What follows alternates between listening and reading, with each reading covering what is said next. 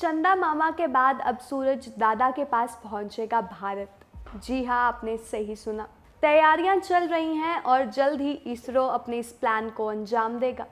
इसरो ने ये बताया है कि सूर्य का अध्ययन करने वाली पहली अंतरिक्ष आधारित भारतीय वेधशाला आदित्य L1 मिशन 2 सितंबर को श्रीहरिकोटा से लॉन्च किया जाएगा।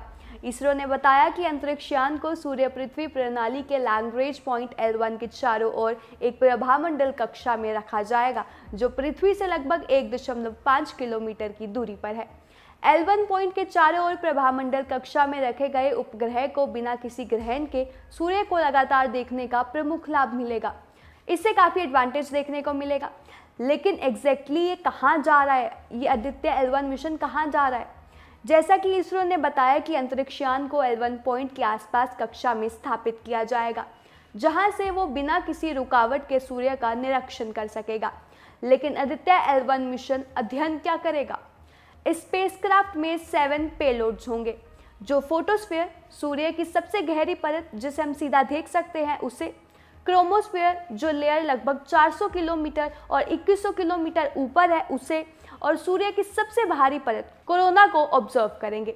Electromagnetic particle magnetic field detectors की मदद से स्पेसक्राफ्ट में 7 पेलोड्स फोटोस्फीयर, क्रोमोस्फीयर और कोरोना को ऑब्जर्व करेंगे।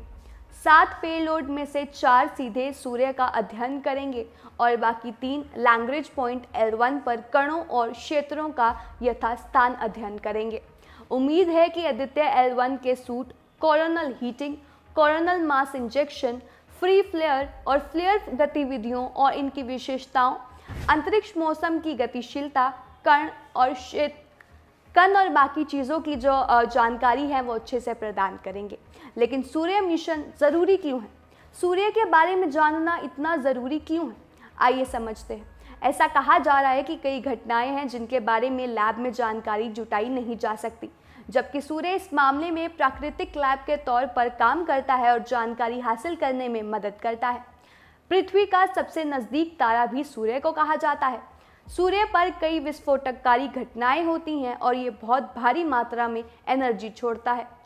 अब अगर ऐसी कोई विस्फोटककारी घटना पृथ्वी की दिशा में हुई तो इसका असर पृथ्वी पर काफ़ी देखने को मिल सकता है और इसे लेकर कई अंतरिक्ष यान और संचार व्यवस्थाएं ऐसी गड़बड़ी का शिकार भी हो सकते हैं। ऐसे में पहले ही इसका उपाय ढूंढ लिया जाना बेहद ज़रूरी है। अब समझते हैं L1 की कहानी। किसी ग्रह या ऑर्बिट के आसपास 5 स्थान होते हैं जहां की जो जानकारी है वो जुटानी बहुत ही ज़्यादा ज़रूरी है। इन पॉइंट्स को L पॉइंट्स कहा जाता है। लैग्रेंज पॉइंट्स को L1, L2, L3, L4 और L5 के नाम से जाना जाता है।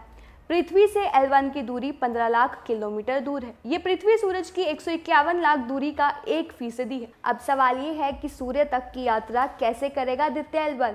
इसरो का PSLV C57 rocket Aditya L1 को पृथ्वी की निचली कक्षा में पहुंचाएगा। इसके बाद इसे और ओवल आकार में लाया जाएगा और यान को ऑन बोर्ड प्रोपल्शन की मदद से L1 पॉइंट की ओर भेजा जाएगा। इस यात्रा में जब अंतरिक्ष यान पृथ्वी के ग्रेविटेशनल फोर्स के स्फीयर ऑफ इन्फ्लुएंसर या SOI से बाहर हो जाएगा तो क्रूज चरण शुरू हो जाएगा और यान को L1 के पास हेलो ऑर्बिट में भेजा जाएगा।